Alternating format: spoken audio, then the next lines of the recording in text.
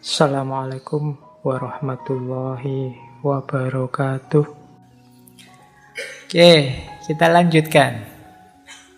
Sekarang kita masuk ke gurunya Jalaluddin Rumi, Syekh Syamsuddin At-Tabrisi, Syekh Syamsu Tabriz. Ini sebelum ke Rumi ya, kita masuk ke beliau sebentar. Kata beliau begini: apapun yang terjadi dalam hidupmu, tidak peduli betapapun sulitnya hal itu, jangan memasuki lingkungan keputusasaan. Bahkan ketika semua pintu tertutup, Tuhan akan membuka jalan baru hanya untukmu. Berterima kasihlah. Sangat mudah untuk bersyukur ketika semuanya baik-baik saja. Tetapi seorang sufi bersyukur tidak hanya atas apa yang telah diberikan kepadanya, tetapi juga atas semua yang telah tertolak darinya. Nah, ini levelnya seperti Syekh Hasan Basri dan kawan-kawan tadi. Apapun kesulitanmu, seberat apapun bebanmu, kamu ingat-ingat satu rumus final ini, jangan putus asa. Itu saja. Ini gawang terakhir. Jadi kalau sepak bola itu, ini jangan sampai bobol. Bahwa pemain lapangan tengah jatuh, jungkir balik, backnya juga pontang-manting, tidak masalah. Tapi jangan bobol gawangmu terakhir. Gawang terakhirnya apa? Putus asa. Begitu kamu putus asa, itu tanda bahwa kamu tidak percaya lagi kepada Allah. Kamu lupa bahwa ada Allah. Yang bagi Allah apa sih yang tidak mungkin? Orang yang putus asa itu kan sering pakai kalimat-kalimat, buntu sudah semua jalanku, gelap duniaku, aku gimana lagi ini? Kamu lupa masih ada Tuhan, masih ada Allah.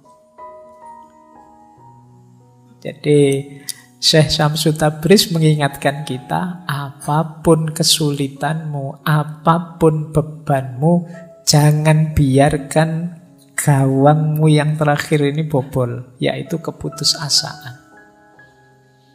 Makanya putus asa itu kan kalau dalam Al-Quran disebut kekufuran.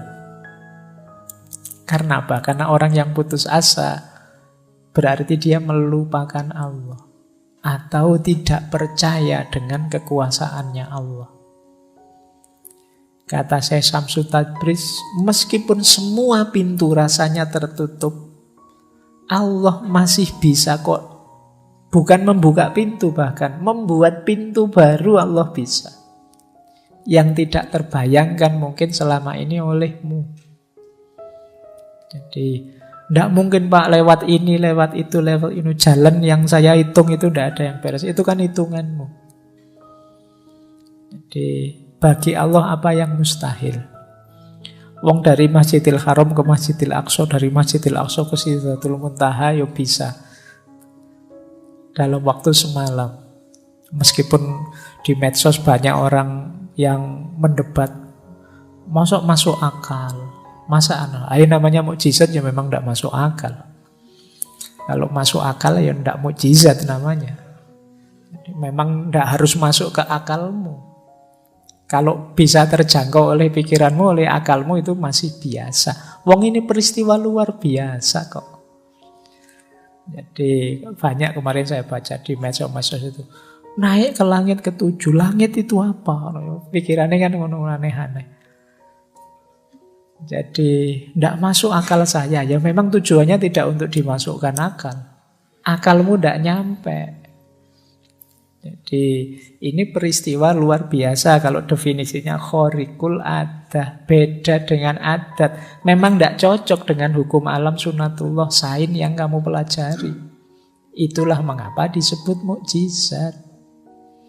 Jadi memang ada mode polanya sendiri yang berbeda dengan pola saintifik yang selama ini kamu pelajari. Baik. Nah, malah sampai Isra Mi'raj ya. Yuk dilanjutkan. Yo paling tidak itu ilustrasi ya betapa Allah itu maha kuasa. Yang tidak terduga bisa terjadi. Yang menurutmu apa bisa kebalikannya. Kamu meramal apa yang terjadi sebaliknya.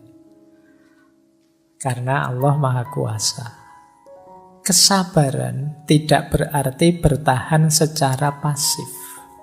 Kata Syekh Samsuddin At-Tabrizi, sabar itu berarti berpandangan jauh ke depan untuk mempercayai hasil akhir dari suatu proses. Ini kalau pakai bahasa yang lain, sabar itu sama dengan orang yang optimis. Jadi kalau kita yakin hasilnya akan baik, ya kita mudah untuk sabar. Orang sabar itu justru visioner, dia pandangannya ke depan. Apa yang dimaksud dengan kesabaran? Nah, ini definisinya menarik. Syekh Samsuddin At-Tabrizi ini. Sabar itu melihat duri dan juga melihat bunga mawarnya. Melihat malam dan juga melihat fajar. Jadi untuk sampai pada mawar ya harus tahu ada duri yang harus dilewati. Ini sabar. Untuk sampai fajar kita harus tahu harus melampaui malam. Ini sabar. Berarti apa? Untuk mencapai kesuksesan, kebahagiaan, ya kita harus siap sulit, siap menderita. Itulah mengapa jangan dikeluhkan penderitaanmu. Patah hatimu jangan membuatmu putus asa. Sabarlah, memang untuk bisa meraih keindahannya mawar, kamu harus sanggup melampaui durinya. Untuk bisa melihat indahnya fajar, kamu kan harus sanggup menahan hidup di malam hari. Jadi kalian kalau mau melihat sunrise itu kan ya dibelani ngantuk-ngantuk malam tidak tidur, naik ke atas gunung sampai sana, alhamdulillah bisa kelihatan sekarang sunrise. Itu kan kamu ada tirakatnya, itu kan capek-capek menahan tidak tidur. Jadi ya meskipun setelah melihat sunrise kan kamu hasilnya kan bisa selfie-selfie, foto-foto itu saja. Nah, hidup juga begitu. Kamu kalau ingin meraih keindahannya harus siap dengan pahitnya. Kita itu seringkali hanya fokus pada mawarnya saja, fokus pada fajarnya saja. Lupa dengan malamnya, lupa dengan durinya. Itu yang membuat kita begitu dropnya ketika mengalami patah hati, ketika mengalami kesulitan hidup. Padahal justru kesulitan itulah yang akan mengantarkan kita pada keindahan. Ini pendapatnya Syekh Samsuddin At-Tabrizi. Ketidaksabaran berarti menjadi picik untuk tidak dapat melihat hasilnya. Jadi orang tidak sabar itu ya hanya lihat pahitnya saja. Tidak lihat bahwa setelah pahit ada manisnya. Orang tidak sabar itu ketika melihat bunga mawar, sudahlah tidak usah mawar-mawaran, ada durinya kok. Nah, kenapa? Dia tidak tahan, dia hanya lihat durinya. Dia lupa bahwa kalau nanti bisa dapat mawar, indah loh itu. Ya kalau kamu tidak siap menunggu malam, ya kamu tidak akan ketemu indahnya fajar. Sudahlah, tidak usah nyari-nyari fajar, tidur saja enak misalnya, ya sudah. Ini yang disebut tidak sabar. Para pecinta Tuhan tidak pernah kehabisan kesabaran. Karena mereka tahu bahwa agar bulan sabit menjadi purnama dibutuhkan waktu. Tidak mungkin hari ini bulan sabit, besok langsung purnama. Kalau sudah begitu, kiamat itu berarti. Mesti kamu harus nunggu dulu waktunya. Dari bulan sabit jadi purnama, ya paling tidak kamu nunggu 15 harian, setengah bulan. Itu pun purnama tidak seterusnya nanti jadi bulan sabit lagi. Itulah kehidupan. Kalau kamu kehilangan kesabaran, hidupmu akan sangat berat. Karena modenya hidup itu naik turun.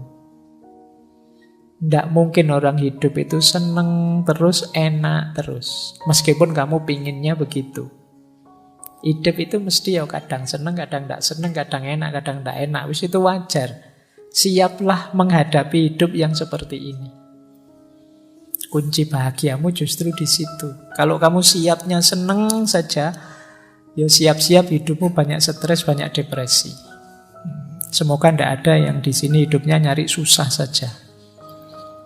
Kan ada orang itu yang kalau bisa sulit, kenapa dibuat mudah, itu namanya nyari susah. Orang itu normalnya nyari seneng, dia malah nyari susah. Kalau ndak rumit, ndak enak Pak, ndak asik Pak. Yo salahmu dewe kalau gitu.